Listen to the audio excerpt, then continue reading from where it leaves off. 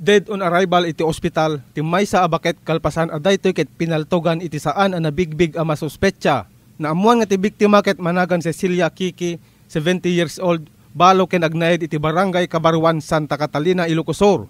Agarop alauna imedya aldaw iti Agosto 4, napasamak iti pamaltog iti mismo nga ruwar ti pagtaengan ni Artemio Raga agnaed metlang iti nasao nga lugar. Babaen iti report nga naawat ti Santa Catalina Police Station, mainay iti nadakamat a pamaltog.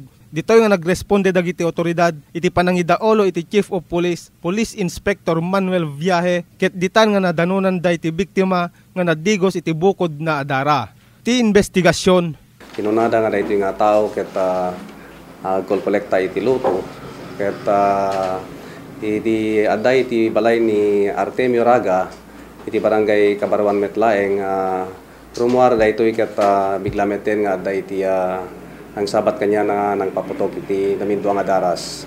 Agkan kandak kami palaeng ti further investigation tapno kasta ket ma-consolidate mi iti ibagbaga iti tattao ken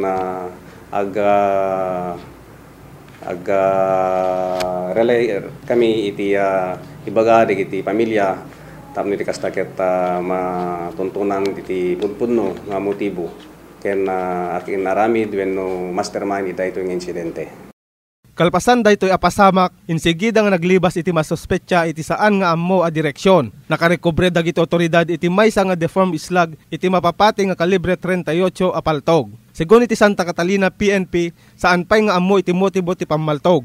Gapu kadaytoy a krimen na palaosmet iti panagladingit dagiti kabagyan iti biktima. Madilat atil inami ang kakabsa, sir. Tila kuami ko maser ko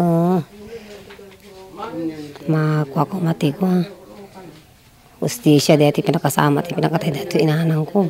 Numan pay kasta nakuna iti anak ti biktima nga awan met iti ammoda nga makaigapo kalaksidan laeng kadaytoy. Ti agdama ating mga mamami nga gapo na deti mapanggabla ti kaso ti daga-daga.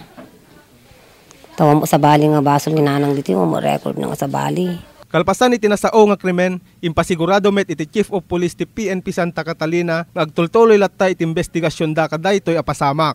Para ti Press Corps, Michael Layante.